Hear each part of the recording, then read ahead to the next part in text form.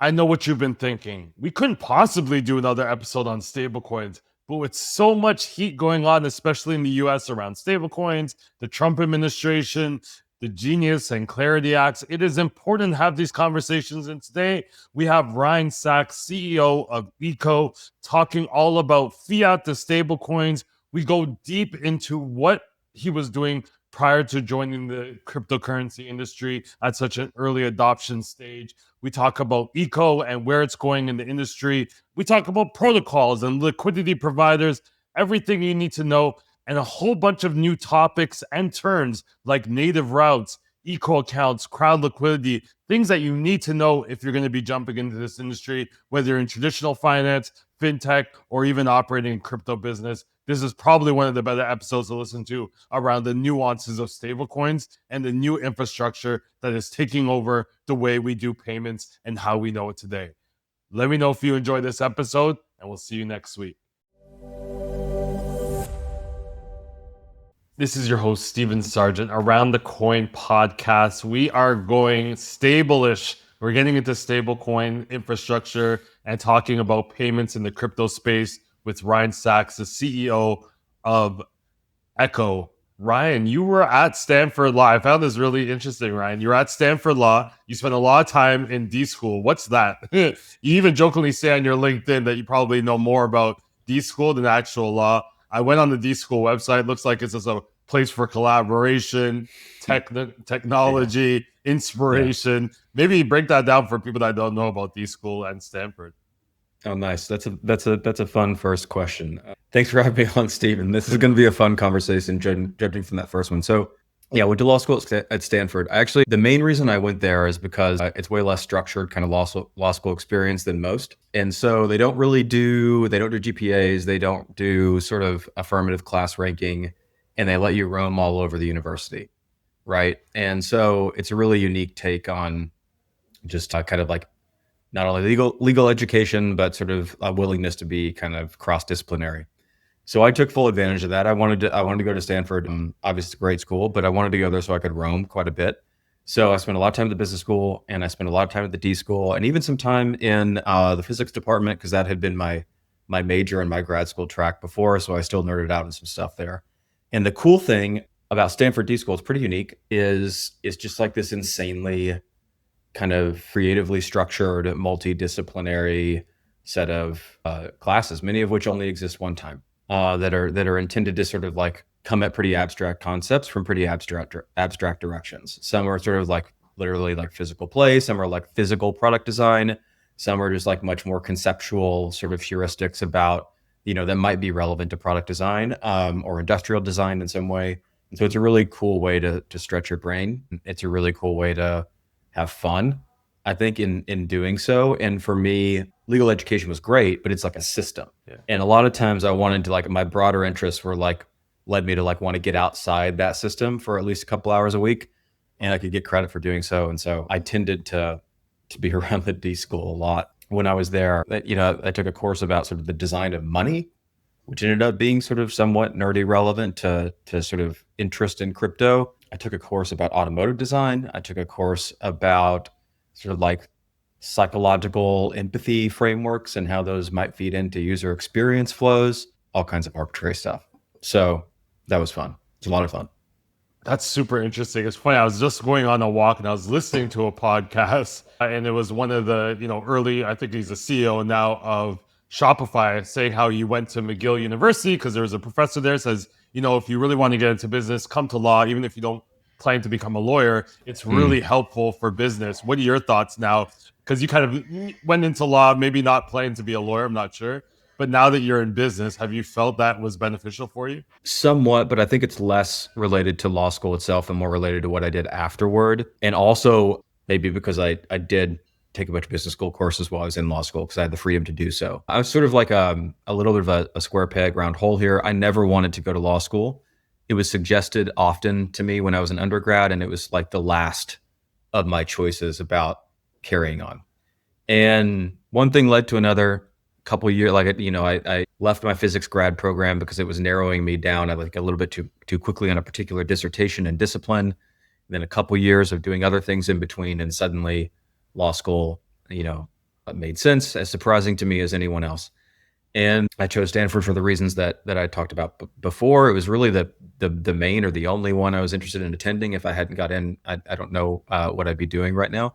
And I think what was most impactful was being able to sort of roam in learning, and probably the business network around Stanford in terms of both the GSB and the technical community and the VC community. I think sort of learning that language and seeing why and how deals are done, including with the couple years of practice I went into afterward, was probably way more relevant. And so I think, from my own perspective, maybe it's a little more idiosyncratic.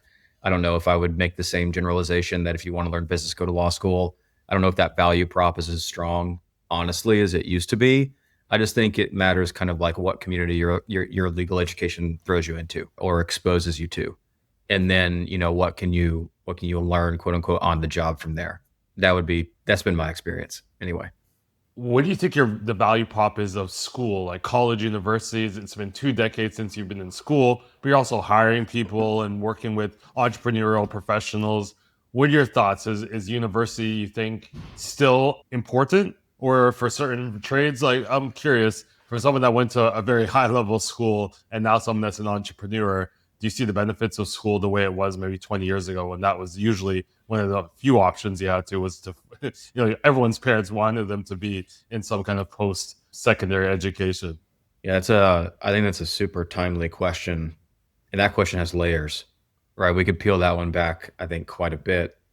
I'll start by saying I do not think that the standard track of go get your degree after high school, build your career on that degree is as fail-safe as it once was, right? Like that was a very linear set of assumptions that I think worked across a couple generations. And I don't think that it's so safe to assume that anymore for a few reasons. One is that we just inflated college education massively. And so does sort of like, is the expected value there based on the expense? I don't know.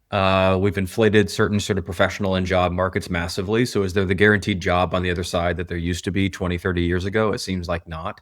We've hollowed out a bunch of trades that seem to be important still to economic success and productivity. And it seems like we need to backfill a lot of those trades in ways that might not demand a traditional kind of 4-year degree. And then you just like have the sort of like the sort of reality of AI looming and all the unanswered questions about how that is going to impact the job market in different ways, where it's going to unlock it, where it's going to replace it.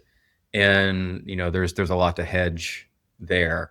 And so, in my opinion, the value of continuing education is learning to think in particular ways, to relate to the world in broader ways, and what kind of network is it going to throw you into. That's those 3 things in my experience have been way more relevant than what I actually studied. And I love what I studied, but ultimately it's those 3 things that I think are like the more qualitative value props to continuing education that I think are probably like asymmetric longer term bets. You brought up, the merger and acquisitions. You were working at a firm, doing tech M&As. Is there anything memorable about that time? I think around that time it was like Amazon was acquiring Whole Foods, Google acquired Nest, Dell acquired EMC. I think Google acquired Nest and DeepMind, but I think they sold off DeepMind since then, if I remember correctly. What are some of the things that you remember around when it came to mergers, acquisitions, especially in the tech space? Yeah, there was a few. That's a fun question too. So I was lucky. My kind of like ideal plan kind of worked out. I did not think that I was like in it for the long term on a legal career or a law firm career, but I did want to go to a law firm and have a practice that overlapped with a lot of my sort of non-legal interests and like, see the way the world works, so to speak. And so I went to a law firm called Weil Gotshal, great firm. If I wanted to stay in law long term, I'd probably still be there because the firm is awesome. And they're really prominent on, they've been really successful as a New York-based firm, opening a long time ago in the dot-com era, a West Coast office that has really prominent sort of buy-side tech clientele. And so I went to do M&A there, usually on the buy side for bigger tech companies buying smaller tech companies. And it was a really busy stretch. Turns out it's pretty much stayed that way for the last decade. A couple blips on the radar, but I saw a lot in the few years that I was there. And that just meant that I was able to pattern match and learn more quickly. So a couple things that are interesting. Right at the start, Facebook bought WhatsApp, obviously like a seminal acquisition in this community. I wasn't directly on that team, but I did a lot of the trailing work. The people who were directly on that team had an insane week of sort of living, eating, and sleeping in a war room, conference room, during Valentine's Day to make that deal happen all in 1 week because it was very competitive in the background. And so there's a lot of trailing work from that was really interesting. Why the hell does Facebook want WhatsApp? What do they intend to do here?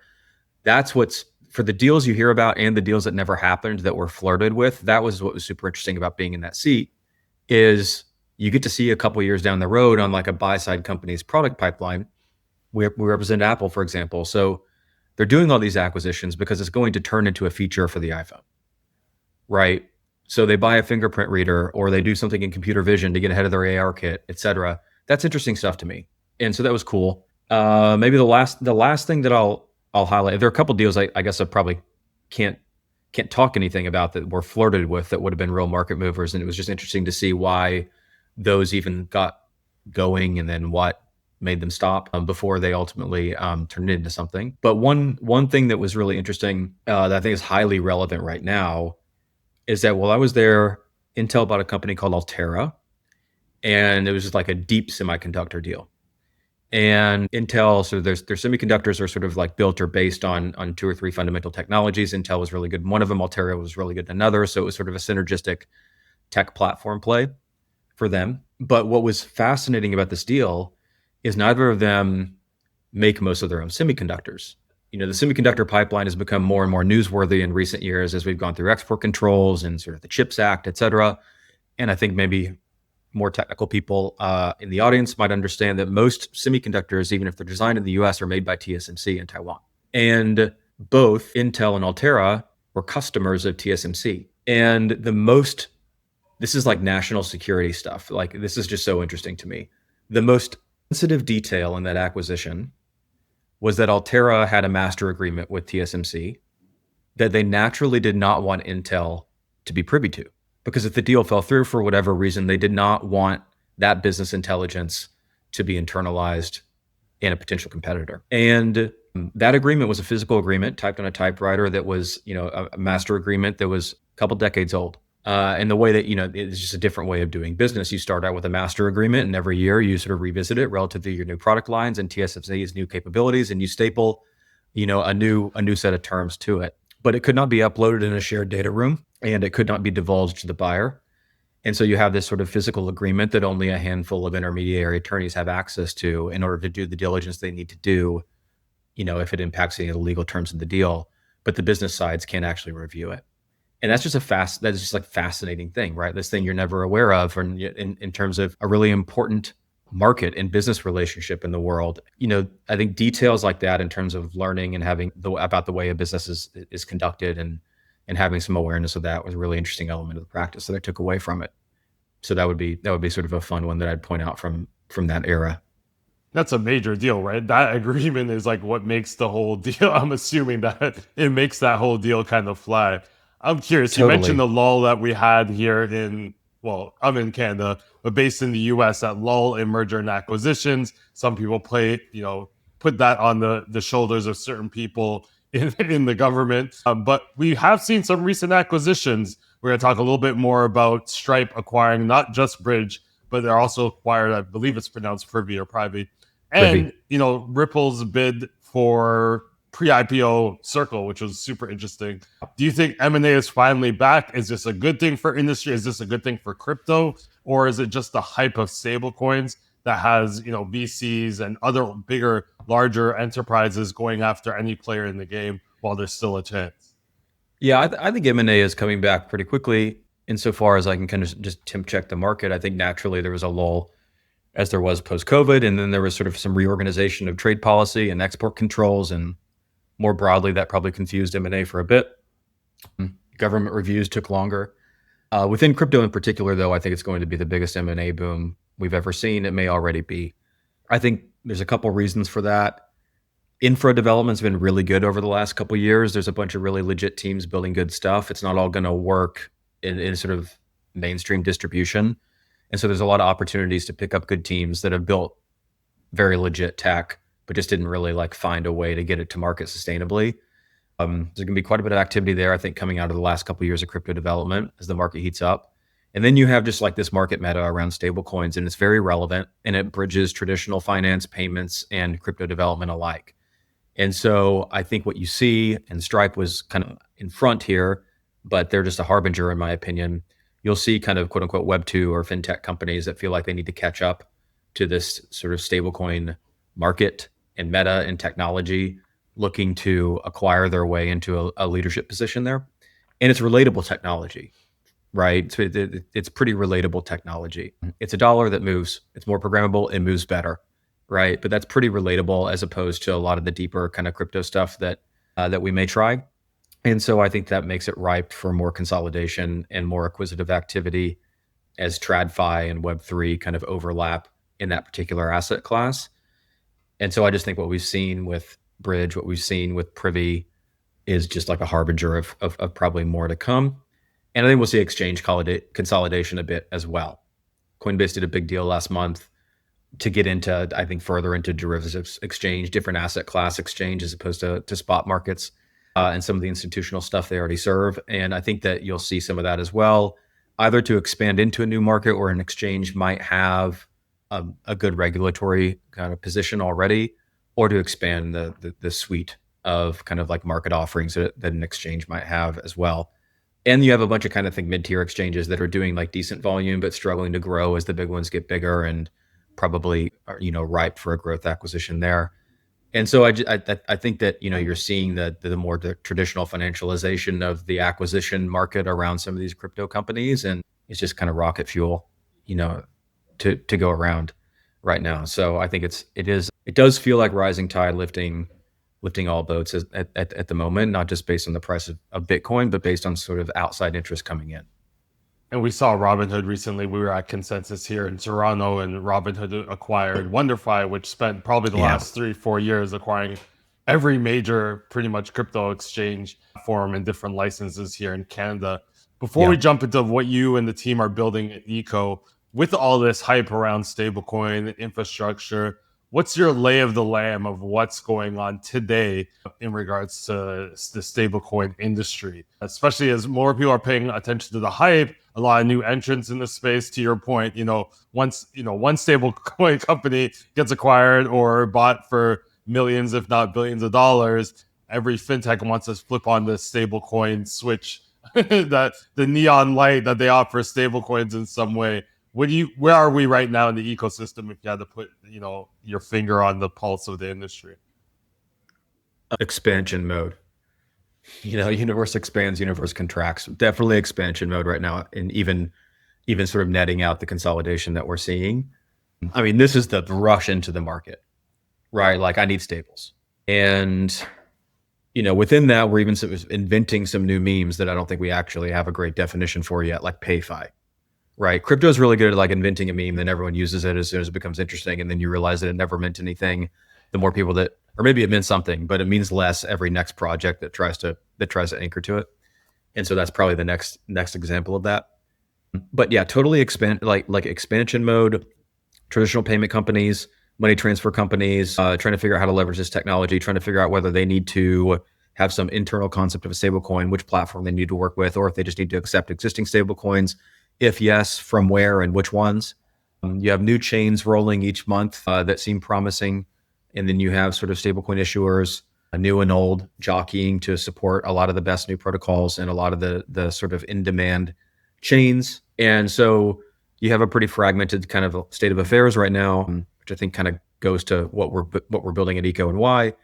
But it's just like total expansion mode, right? It's just like a market rush in, and then there will be a lot of tying it all together, business dealing, dust settling over the course of the rest of the year, probably into next year.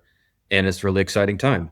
It might be in some ways the quote unquote most boring technology, but it turns out it's the most useful one, and it's the best way to get someone on chain and to keep a dollar on chain. And then you can do more interesting things from there.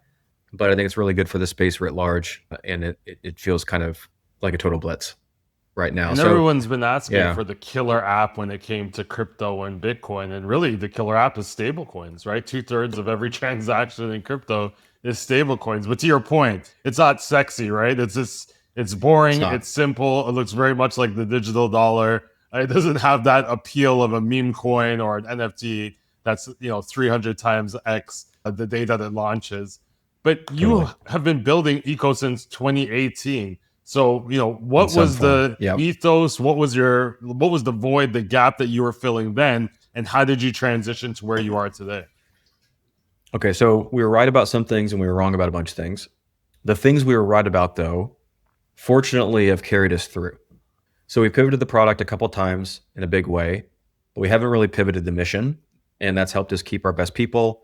It's helped us kind of build through the bear a couple times, and so what we started with, I think we were right about. Most of us were already crypto pilled, but most of us also had a payments background, so we had that like context and like, how does money move today? How does it not move today? Where does compliance like factor into this? How does the card stack work? We had kind of like that basis of understanding. And so we looked at stablecoins and we're just like, this is just like, if nothing else, this is just sort of evolutionary payment technology. And it's a matter of when, not if. But it's still very early.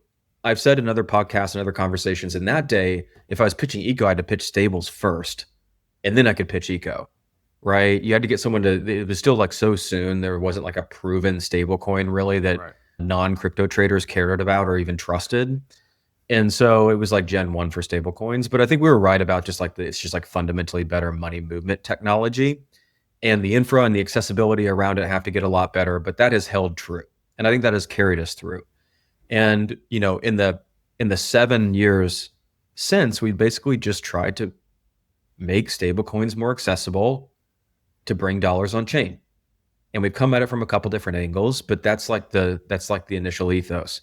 In the earliest days, for your audience members who may remember, Ethereum, before the 2.0 upgrade in the earliest days, there was like a family tree of early algorithmic stablecoin and payment coin projects that were all too soon. And we were part of that. We were all too soon because you could only build on Ethereum mainnet, and it was usually just like too clunky and too slow. Even if your asset worked, some of the assets didn't work. It was total experimentation phase. And I'm actually quite nostalgic for that phase. There was a lot of legit experimentation. There was some reckless experimentation, but that was, we were kind of that, like, you could almost call it like PayFi at the time, right? Like, oh, these are like, we need some notion of a non-Bitcoin Ethereum based flat or stable payment currency. Different projects have different ideas about how to achieve that and how to distribute it. Most of us ended up, if we lived through that era, to going into infra, because we realized that even if the asset worked, the underlying infra wasn't good enough to like distribute it and move it very well. And so a lot of those projects went into infra or went into DeFi once 2020 and 2021 came around. But that's ultimately where we started. That's our DNA. I think the belief and the association with stablecoins has kind of like kept our feet on the ground amidst crypto bears and crypto bulls, and we've kind of lived to see today. That's what's carried us through. And happy to talk about the journey anywhere along the way. Yeah, that's super interesting. I'm curious because Eco is described as a stablecoin liquidity layer for like on-chain apps and protocols. But I think many in the audience, including myself, is like, hey, stablecoins are highly liquid. Like it's pretty easy to get your hands on a stablecoin. Why do these apps and protocols need a liquidity layer? And like, what are the issues that they're currently having without a suitable option like Eco? Yeah, there's a couple reasons. So yeah, obviously, sort of if you know how to get into crypto, you can hop on Coinbase, you can get USDC like that, right? If you have a centralized exchange account, you probably have access to a deeply liquid stable market. But that's kind of like if you know your way in. But then you have this multi-chain crypto landscape where the things you might want to do are increasingly somewhere else, right? And it's still not quite as easy as it needs to be to get somewhere else. The technology to get there, to take you there, is better and better and better. At least it exists now, but it's maybe not as automated or as intelligent as it needs to be. Okay, why is all this relevant? In crypto, we call that the interop problem. The interop problem is that there are different blockchains that host different things that you might want to do. And hopping between those blockchains in a way that's intuitive and seamless is still, not easy. But in stablecoins, we have an interoperable asset class across chains for the first time ever. Okay, so native assets not interoperable. If I have ETH over here and I need Sol over there, I can't do that. really. But if I have a stable coin, I can go in between and I can sort of translate my user journey into something that I understand pretty well, which is a dollarized value to get from point A to point B. And that's a very, very, it's not hiding in plain sight as a user experience inside. It's a very powerful one. So now if I have a stable on chain, that should be sufficient, in our opinion, Eco's opinion, to do whatever else it is you need to do on chain. We should be able to connect you in that user journey. And even if you need some other asset out the other side, we should be able to price that in the stable you're holding and get you there, ideally in one click. Remember, our DNA is consumer apps and payments. We understand the value of fewer clicks. We're great at click golfing. That's, that optimization really drives us. Okay. The reason why stablecoin liquidity is then so important is in this multi-chain environment, stablecoin liquidity is user experience. It needs to be in the right place for you to get from point A to point B. And if it's not, you're going to end up with an expensive transaction, a high slippage transaction, or just not even being able to make the transaction. And that is the market structure that's not very good. So that is a different market structure from the one you're talking about in your question, which is like I could get on an exchange pretty easily or in a fintech app and get my stable coin. But what then if you want to do something else with a stable or maybe with a different asset that's on some other place? That's the market problem that we're going after. And it turns out that market for stablecoin liquidity is a mess because new chains and new stables are rolling all the time. That further fragments that market, that liquidity sort of space. And you have all of these, DeFi protocols basically competing for stablecoin liquidity. And so you end up with a lot of stablecoin liquidity redundancy on different chains. Count the number of USDC, USDT pairs across Ethereum. It's actually kind of nuts. And so what our network does is it tries to allocate stablecoin liquidity where order flow wants it to be, where consumers want it to be, to match them with the thing that they want to do, when it needs to be there. And we try to do that in a more and more intelligent way as we scale up the network. And if there's always liquidity to translate your on-chain action into a simple stable send and to carry that transaction through, then that at the end of the day is fundamentally better user experience. That means we can enable a user to just need to hold a stable if that's all they care about. That means that we can enable a developer to just support a stable or a basket of stables with one simple balance. And then they don't have to worry about the rest of the UX complexity of what else happens on chain. They can just have that familiar pattern in their app and make their use case better and optimize it from there. And we can denominate the journey with sort of the liquidity need that we need, where it's needed, when it's needed to bring the user out the other side to do the thing they want to do. And so it's a little bit more of that sort of inefficient liquidity market is one that most people don't operate in. They don't really see it, but you feel it whenever you incur onerous terms that you can't actually get from point A to point B. And we don't want the average end user or sort of application developer to have to feel it anymore. So we want to connect the chains and the stable assets that are most in demand and ensure that liquidity is dynamically allocated among them in a way that reflects order flow and on-chain activity at any given moment so that users can get from point A to point B simply by holding a stable if that's all they want to do. That's where we sit. What is the existing situation? Is it the use of bridges? Like, what are people doing in the interim when it comes to combating interoperability?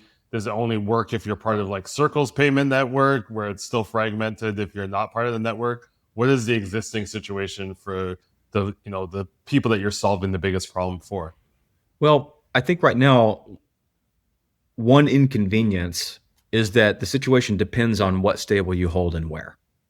Now that's one thing that we want to sort of improve. So if it so happens that you're holding a particular asset on a particular chain and that asset is not accepted out the other side or transferable into native gas out the other side, you're kind of stuck. You got to go find your own kind of user journey or bridging journey to get the right asset out the other side to do the thing you want to do. And so you end up kind of somewhat ironically with all these like non-interoperable dollars. Ironically, it's actually like worse than the banking system is right now, in a way. Visa and Swift, et cetera, are like better dollar interoperability solutions than we currently have in Web3. And I think that's our particular opportunity. And so yeah, it demands like really, really capital efficient and rapid and tightly priced stablecoin bridging. It demands a really good programmability solution out the other side. You're not just trying to bridge a stablecoin, but you're trying to do a thing to make sure that you chain those actions together. And it demands a really good liquidity base among the sort of chains that are most in demand and the stables that are most in demand. So you have kind of coverage among them. It's interesting. I think like eco is sort of categorically distinct as we think about it, and should be somewhat neutral vis-a-vis chains and stablecoin issuers. If you show me a sort of an order flow vector that has some demand, then we'll try to figure out a way to connect the right bridge route with the right assets, with the right transaction data to do something else and serve that. All I need to see is order flow and demand for a particular chain, a particular stable, and we will figure out how to meet it within the resources that we have. And so really we're just trying to enable people, how would I put it? This is kind of a crypto phrase, but we're trying to enable people to not only be chain abstracted, but to be stable abstracted. So that at the end of the day, if you're a developer or a user, again, and you have that stable, you just got $1. And you shouldn't exactly have to care, what dollar it is and what asset, so long as they're high integrity assets underneath, and where it sits at any given moment, so long as it remains liquid for you to do the next thing you want to do in the next, in the next transaction, wherever that may take you. And then just sort of abstract away the liquidity, fragmentation and aggregation and flow, so you don't have to worry about it. Does that make sense? That does. I'm actually curious when it comes to the different chains, like what are the use cases right now? Is it like a enterprise client looking to settle by stablecoin halfway around the world? Is it, the retail investor that's looking to, switch chains and get, liquidity on other chains? Like, can you give me the main use cases for eco? Yeah, just bridging a stable is usually a means to an end today. Usually you're trying to do a thing. Okay, so, of course you have your kind of like scattershot base of retail users that are sending $5 to several $1,000s at a time because they want to go do a thing.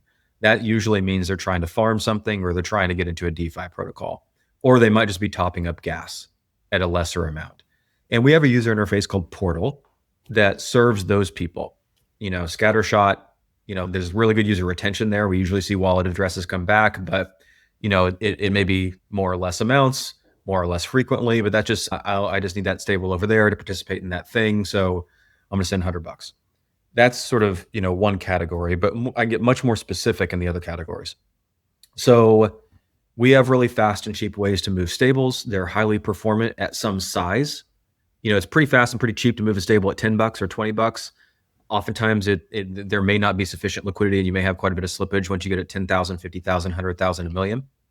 And we tend to be pretty performant in those in those ranges, which obviously takes you kind of outside of the retail scattershot bridging use case and into more of a institutional clientele, kind of wholesale stablecoin flow set of use cases. Okay, what are those? Liquid funds that for whatever reason are rebalancing liquidity to serve intent marketplaces would be one really good example. So market makers that are just managing cross-chain liquidity, they need to move it fast, they need to move it cheap. That would be one good example. You have your professional traders and DeFi farmers that are looping through some sophisticated strategy pretty quickly, trying to recycle stablecoin liquidity, maybe between a couple chains that are incentivized for whatever particular reason, which is kind of an interesting one, right? Because like, if they're just like looping liquidity, then from that protocol's perspective, you would not call that a retained user, right? You would call that a farmer. But from my perspective, it's a retained user because they're using my infra to do their thing, because my infra is just the most performant for them to move their money. And so from our perspective, long live the smart farmer, basically, who's recycling capital if they're doing it using our infra. And then increasingly, we see B2B, maybe like PayFi, if that's what we want to call it, use cases become interested. You have some of these companies that are trying to support different stables from different chains because that's what their customers are asking for. And then they end up with kind of like this messy internal treasury problem of trying to manage those stables across those different chains, and sometimes to meet rebalancing requests or bridging requests for their customers at size. And to the extent those are non-custodial stables, we can help those clients, basically rebalance internally and do better treasury management on better terms most often. And so that third one is a definite category, but it's like a little bit of a immature one right now. It's that third one is usually filled out by products that have just met user requests, one big customer in their platform wants to hold USDC on Base. Another one wants to hold Pi USD on Solana. They say yes to those requests, but then they end up with this sort of like messy internal problem of managing stablecoin liquidity across those ecosystems and across those assets, and looking for more capital efficient ways to make them interoperable. And so we see more and more of that kind of problem statement coming in the door, which we're trying to optimize to help with. Those would be sort of the areas that we see the most activity today. I think that an emergent one very soon for us will be the fastest, cheapest, one-click way to deposit into a new chain launch. All new chains want stables. They want to incentivize stable TVL to come in. And if we can sort of enable a user holding a basket of other stables elsewhere to batch those and send it into that new chain because they want to do a thing there or participate in that chain's incentives in one action, that's a very high conversion, very valuable sort of proposition for new chain ecosystems that are trying to attract stablecoin liquidity, or new issuers that are trying to go there as well. And that's an emergent category that I think will be very, very active for us in the second half of the year. And to your point, it's not very easy to do that now. You have to go through several different means to get to that easy UX place.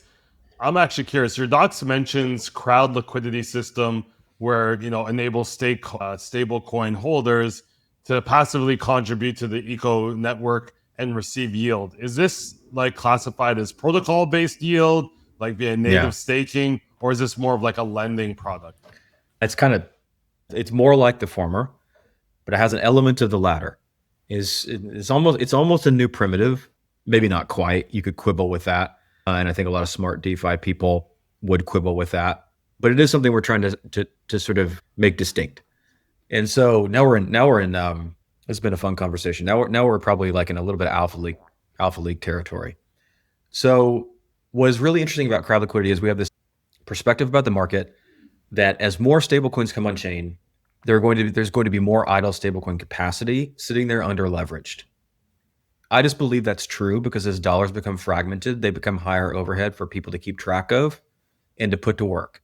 That's why we all tend to have stagnant dollars spread between Venmo, PayPal, bank account brokerage at any given time. We're usually not very good at putting that to work. Even in this programmable money environment, I believe as more stables come on chain, they're fragmented today, there's going to be more idle liquidity to tap. We also believe that that's ultimately going to be the most scalable source of liquidity to serve a lot of cross-chain order flow today. And so what we want to do is, if you are in the eco network, if you're holding stablecoins on any supported chat asset on any supported chain, right, whether in a wallet or a protocol front end, whatever it may be, we want to incentivize you to permit whatever idle or excess capacity or liquidity you have to be allocated behind the scenes by the network where it's most profitable to serve order flow that the network is otherwise experiencing and serving. And the way to maybe think the best analogy for crowd liquidity is it's like a meta order book for stablecoin order flow. It's a pretty powerful concept. It's like a cross-chain order book for stablecoin order flow to allocate stablecoin liquidity when and where it's most needed. And it's because the way a lot of these bridges work in trying to move stables around is they sort of like call to market makers in the background, and the market makers fulfill the order. And that ends up being a very capital efficient and very fast experience for moving that money.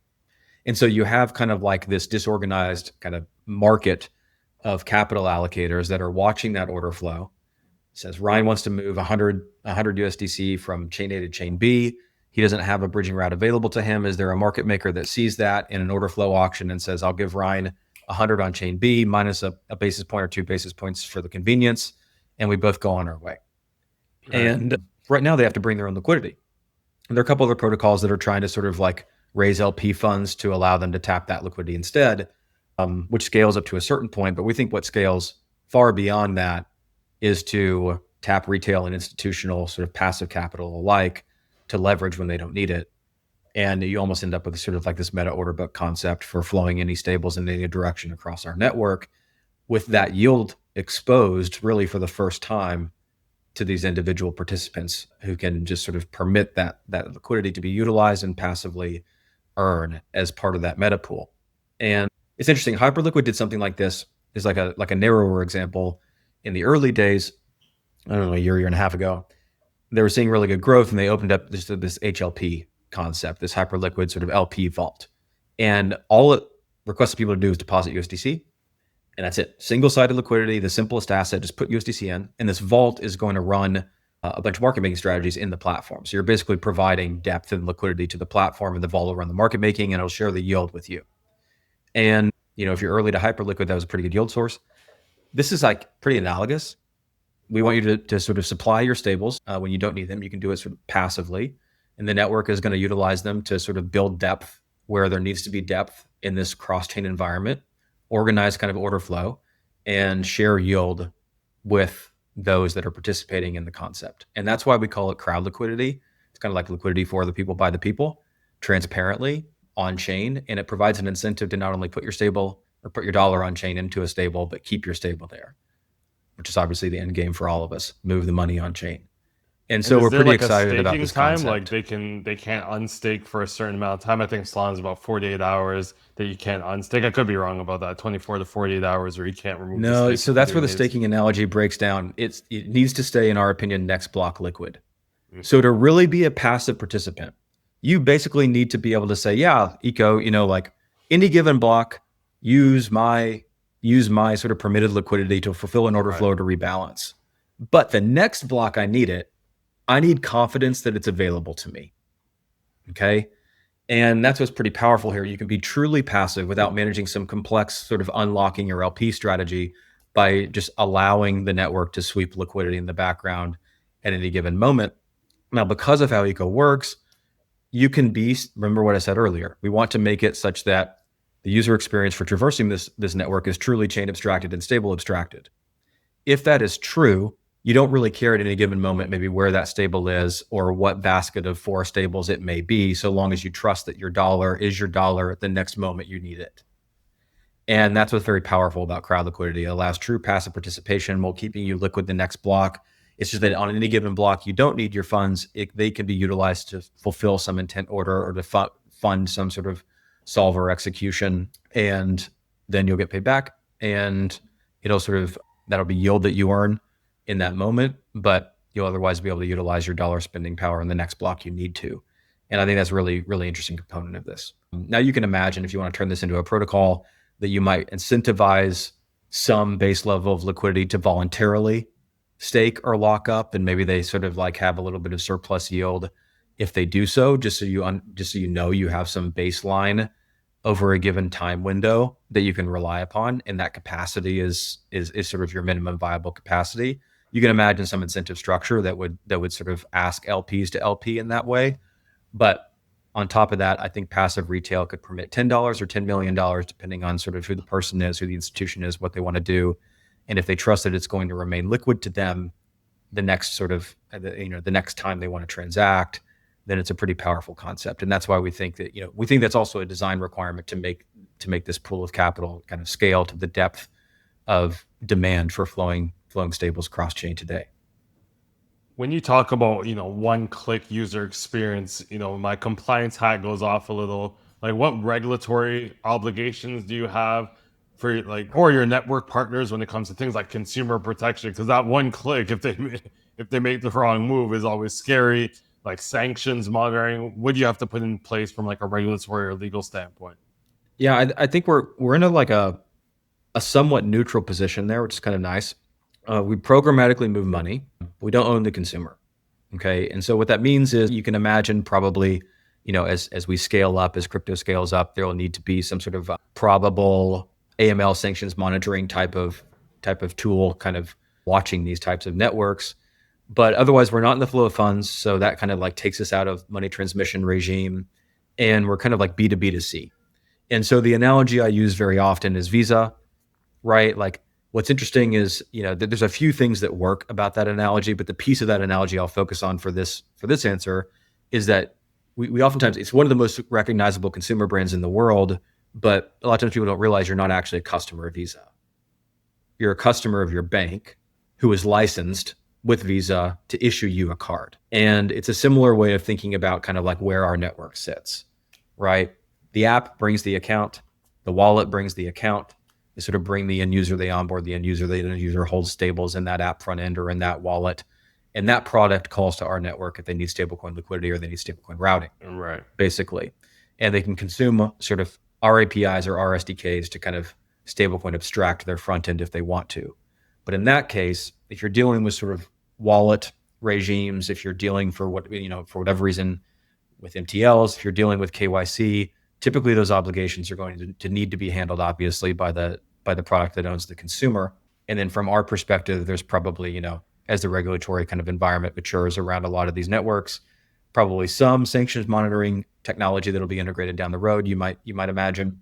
Right now, it's not really an overt requirement. Right now, I'm not, that technology exists, but it's still pretty immature. But I would think that if anything is relevant to kind of exact how we programmatically move funds, it might be kind of that regulatory regime. But we're going to generally probably need to rely upon those that own the consumer for the more table stakes KYC type stuff. You talked a little bit about the crowd liquidity system and the launch, the mainnet launch for the Eco Network is coming up soon, I believe. But you already have products in the wild, Eco Roots, Eco Accounts. Maybe break down what are Eco Roots, what are Eco Accounts? So like what problem are you solving with those applications? Super, super simple. Routes, fastest stablecoin money movement. That's it. That's pure stablecoin bridging. These are intent-based routes. What intent-based routes mean is kind of that order flow construct that I explained before. When you want to send your stable from point A to point B, what actually happens is your transaction is constructed by your app. You sort of tap your button, and it sends that as a structured kind of order for liquidity that a market maker called a solver will receive and will fulfill for you. And usually that tends to be the most seamless and fastest user experience for moving money cross-chain today. And we care a lot about user experience, especially for stables. And so that's why we built using that paradigm. Now, they're highly optimized for stables only. And so there's some technical simplification in that. There's some pricing simplification in that. And that's honestly, why we built them. We felt that if there were other intent bridges in the marketplace that are very good, but we felt like if we built our own and optimized, most of it for stables or like price assets, we could squeeze quite a bit more performance and capital efficiency out of it, which based on our benchmarks today seems to be true. And so super simple. I just need to move stables across chain. That's what Eco Routes do really well. We have a front end for that called Portal. If you're an individual user with a wallet and you want to try it, you can go to portal.eco.com. Otherwise, it's consumed via an SDK by integrating third parties that just want really, really capital efficient stablecoin movement. So that's Routes. That was our first product. We launched it in beta going into this year. I would say it's late beta now. It's kind of full prod. The only thing that's really beta about it is that we've rate limited kind of order flow sending limits to sort of gradually increase, measure performance, optimize performance, increase liquidity in the network. So, that's probably our most mature product right now. It has really taken off over the last 6 weeks, 20x in volume over the last 6 weeks. Nothing changed except for us increasing limits. So that shows us the demand has been there and we just need to keep increasing limits, increasing network capacity to meet it. Accounts is much earlier. I would call Accounts an alpha product today. It's kind of a narrowly tailored product. We're not trying to introduce some new consumer wallet or some new consumer front end. We're trying to expose APIs to existing front ends that allow them to program a stablecoin transaction to do something else. And that's where the one-click stable send UX really comes in. And so they tightly couple with our routes. And so if you've integrated the Accounts SDK and you're trying to do something, richer than just enable a user to bridge a stable, then Accounts are sort of a programmatical construct that bundles data for our routes network to know what to do out the other side. So that hopefully you can, as a developer, translate various cross-chain actions into that simple, consistent one-click stable send, the same way that Visa translates a bunch of money movement around the world for me into a swipe or a tap. And otherwise, I don't have to worry about it. And that's why Accounts exist. They exist to basically enable the developer to kind of stablecoin abstract to their end users, build for stablecoin UX alone, and trust that stablecoin kind of experience can still do arbitrary things cross-chain that may go beyond just holding a stable. So that's what Accounts is today. It's kind of an alpha/prototype state with a couple early partners. We're kind of designing it and optimizing it according to their requirements. And I would say that Accounts definitely goes beta in Q3. And I think what's interesting, kind of like another alpha drop, is some notion of accounts will lead into a crowd liquidity campaign for us. So we want people sort of permitting or setting up eco accounts through whatever integrated product they're doing, because that's what gives you kind of like the future-proof one-click experience to do other things in the network as the network expands. And so I think that we'll probably make a push around accounts with some partners in Q3 before we open up a crowd liquidity campaign. And it'll be those people who have set up accounts that probably get first access because they can one-click into it. And so those are the two products today to kind of like lead into crowd liquidity. And you can think of like routes and accounts network the dollars, right? They connect to the protocols, the front ends, and the chain ecosystems where stablecoins are most in demand and have sort of and settle most often, have the most flow. And then crowd liquidity is what asks to take those network dollars and to activate them in a new way that makes the network far more powerful and far more capital efficient overall. You talked about partnerships. You had the big partnership with Superbridge and Caldera. What made them good partners, and what are some of the main use cases for their integrations? So Superbridge is an early aggregator one for us. And that one, I'm a huge fan of Superbridge for a couple of reasons. They're super lean, by the way. So like if you want a really good example of like a hyper lean, just handful of people just building with customers, Superbridge is a great example of this. And so in our earlier days with routes, it was our first kind of like aggregator interface. And the reason that's really important, if you're an intent protocol, which eco kind of needs but is more than, is you want to benchmark your order flow against others. You want to know where you're not performing enough. You want to know where you win. And you need to decide then where you want to keep winning versus where you want to try to compete and get better. Very rarely will an intent protocol win every order for every asset from $1 to $100,000. There's a lot of transaction profiles in between, and you need to understand kind of like where you're best. And so the aggregator integrations are really good ones because they sort of put you into a competitive order flow environment where you only get you only get the order through the front end if you're most performant on the back end. And so Superbridge for us was really, really good in that way. They also kind of have these tailored bridge interfaces that are like chain specific and really good UI and pretty good UX flow and very well branded. And we've been able to partner with them on a sort of like a couple brand specific bridges as well. And so that was our first integrator, aggregator. You obviously want more over time, but Superbridge has a special place for us just because of how lean they are, how directly they work with their customers, and because it was our first exposure at all to competitive order flow. And what was the second one you asked about? Was it Caldera? Yeah. Okay, so this is obviously a very different profile. Caldera is an infrastructure provider in the space, highly competitive, kind of roll up as a service space. All these new chains launching, it's hard to run your own infra to launch a chain. And there's 4 or 5 big roll up as a service provider companies that compete to serve new chains.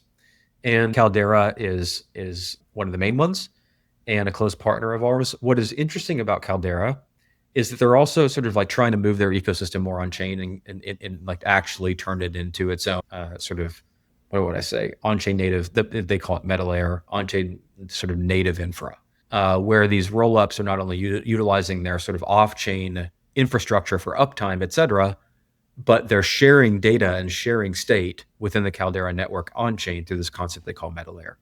That's pretty distinct in the roll-up landscape. And what we do with some of these roll-up service providers and what we've done first with Caldera was get eco routes natively integrated. Okay, so that if you stand up a chain in their ecosystem, you automatically have permissionless liquidity through eco, high conversion stablecoin liquidity through eco, so long as you have any demand for order flow. If you do, liquidity will be allocated in your direction and people will be able to find their way to your chain with a stable and settle according to your preference. And that's pretty powerful integration for us because it means that every new chain they roll will utilize eco for stablecoin order flow, so long as we remain as performant as we have. It also means, though, since Caldera is more on-chain native than some of the other roll-up providers, that it's kind of a full stack partnership.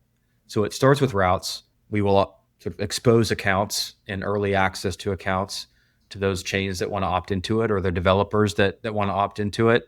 But what it also means critically down the road is that Caldera as an ecosystem can effectively kind of be a crowd liquidity participant. They can sort of self-fund to crowd liquidity, and they can benefit from that yield coming into the Caldera ecosystem from wherever else across the network.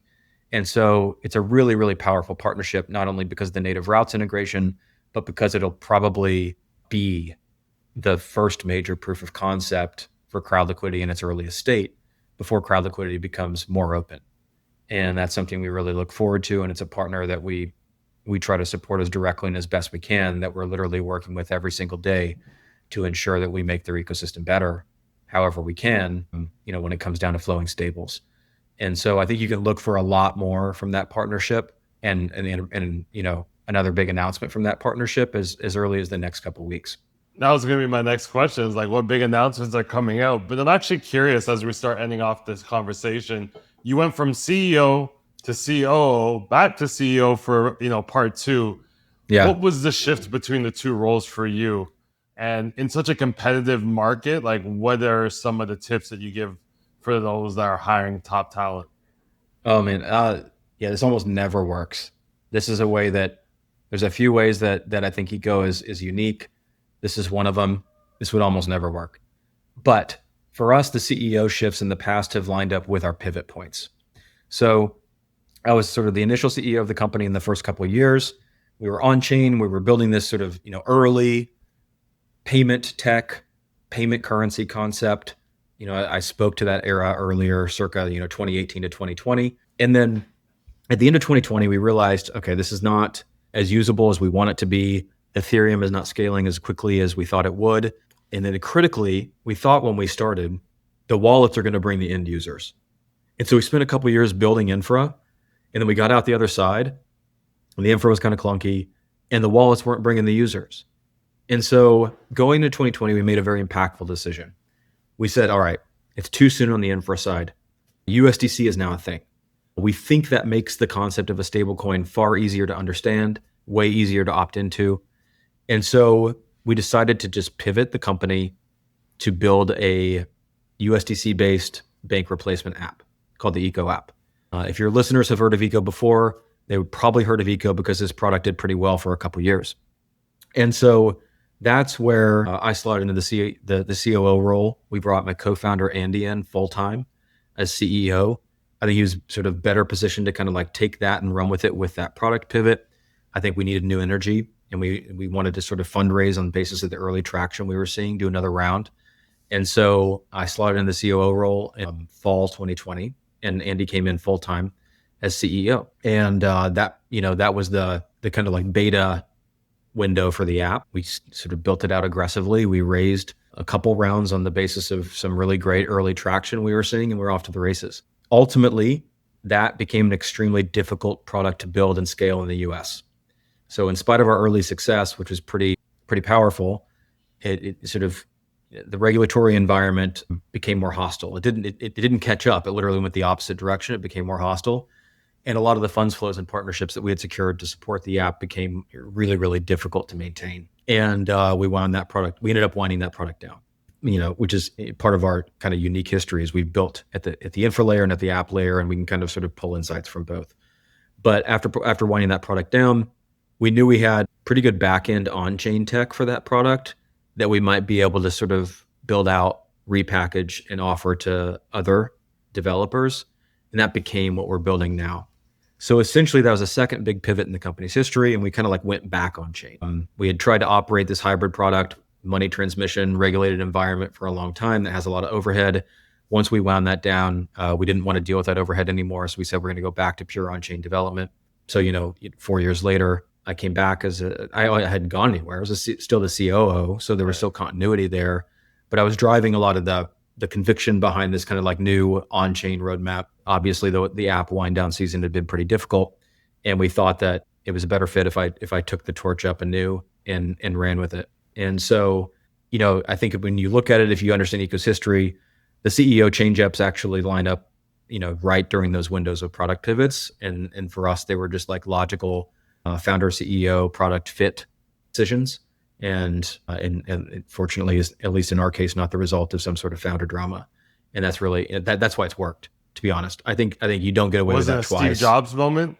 No, you don't get away with that You don't get away with that twice.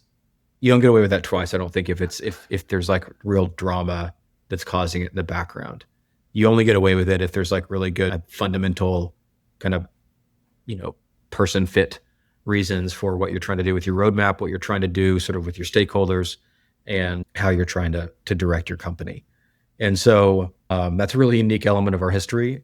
And it's one of, I hope that they tell us, I hope they tell a story about after some sort of successful outcome. And yeah, I think through that also it's pretty interesting. Andy and I were co-founders, obviously, but you grow close in a particular way when you have to execute that twice, right? And so Andy remains probably my closest confidant, definitely one of my closest 2 or 3, and highly involved. It's just very unique shared history that we have that might be hard for some to relate to.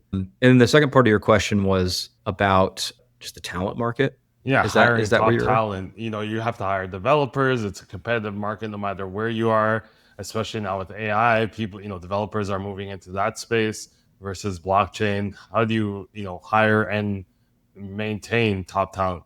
I think we've done a great job of both, to be honest. Eco team is pretty lit, and our retention over the years has been pretty fantastic. One thing I'm very proud of is that our first 2 employees are still here. Through all thick and thin, they've been here since early mid 2018, which is, I think, pretty telling for us and something I'm very proud of. I don't know. I think I'm going to take this. I'll take this answer and I'll bring this back around in a minute. But like, there's all this startup advice, there's all this founder advice, and you just like, it's your conviction that carries you through, and it's your willingness to be yourself that carries you through. And there's all this advice, and sometimes you just start trying to play the game in ways that aren't it may not be ways that you're best at. And I just find that as you become more seasoned, you get pretty good at understanding what weaknesses you need to fix, what weaknesses you can kind of like delegate to others who are better than you, and what strengths you need to maximize. And it's your conviction that carries you through the hard moments. Now, why is that relevant to this answer?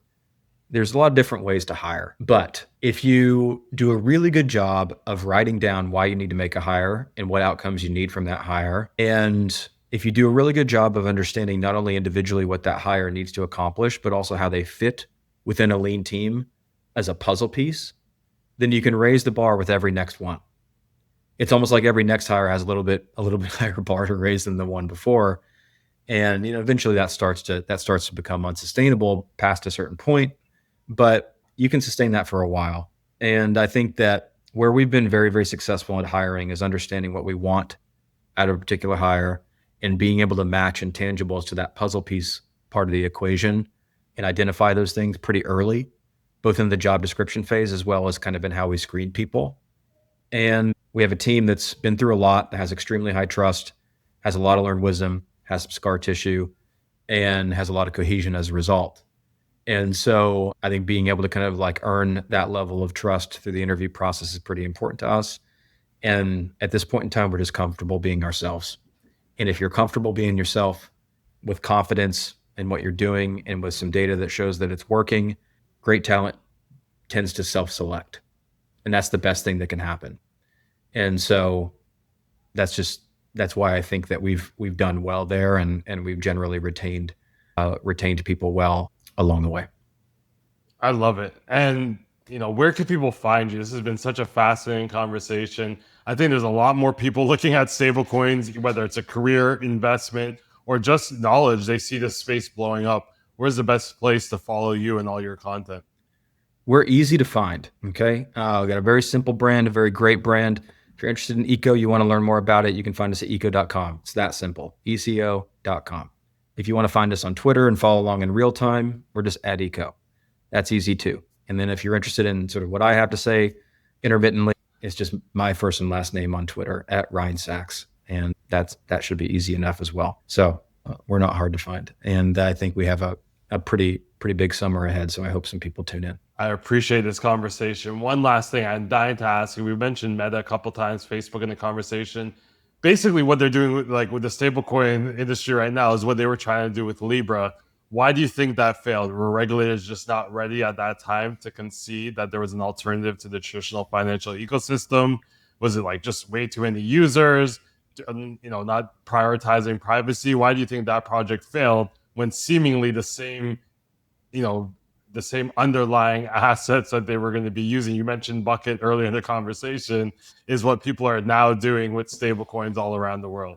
I'm pretty opinionated about this, and I think it's actually pretty simple. I was not in the room, and I think it was actually a pretty good design. So I don't want to, I don't want to come across as ignorant and critical. I just think that they came out they came out saying new money, and I think it was a fundamental error. I just think it was a fundamental misjudgment. I think the model was pretty good, but I think they should have probably started more grassroots. And I think neither consumers nor regulators were ready for new money. And they came out with that in a period of time when they were already under a fair amount of regulatory scrutiny for other reasons. And I think it landed with a thud. And, I don't know how they calibrated that and how they decided on its positioning. I think that the economic design of the model was actually pretty good. I think the sort of ecosystem, foundation, collective model was actually pretty good. They got a lot of stakeholder kind of buy-in for it. Obviously, the distribution would have been guaranteed. And so they had so many of like the smart pieces. I think they just sort of came out with the wrong message and put an undue level of scrutiny upon themselves up front, and honestly kind of shot themselves in the foot, in my opinion. And I'm opinionated about this because I spent the first couple of years of the company trying to tell people about new money. Right. And they didn't want it yet. I wanted them to want it, but they didn't want it yet. And I'm still pretty sure they don't want it yet. And I think that crypto will lead us there. But, we're here talking about stable coins, which is a new dollar, but not new money. So I don't think they want it yet. And, we had a pretty good network. So I would talk to people who were fairly well connected. And when I would tell them about it in the early days, even if they would get it, they would also tell me regulators don't want that yet either. Right.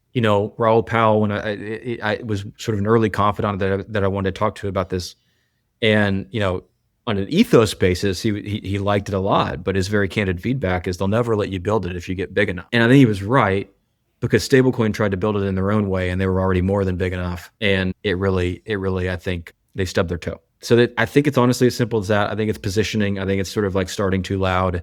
And I think the more grassroots product strategy would have probably done them better and built some early network effects and allowed them to then show regulators value delivered and value held in the network, such that it would have been more difficult for regulators to take something that consumers were showing they wanted away. And there's just like an order of operations there that in the network effect of it all that I think that they maybe miscalibrated.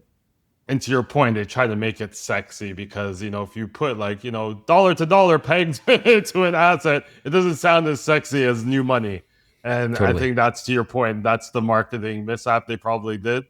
And you never want to use, it's the reason why I think the word disruption and disrupt has been removed from DEX over the last 5 years. When I started in 2018, that's all I heard. The fintechs were going to disrupt banks until they realized they needed bank accounts to operate their business.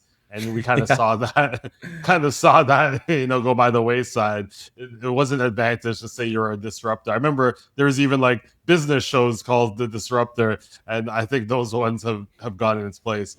Ryne, this has been an amazing conversation. I love your genuine insights and candid thoughts, and we can't wait to see when the launch happens, and maybe we can get you on at the end of the year and see exactly how it all played out. I'm here for it. We're going to crescendo between now and then. We'll have a lot more to talk about. It's been a really fun conversation. I appreciate the unique questions and the curiosity. So I'll come back on anytime. This has been really fun. Thank you for having me. Thank you so much.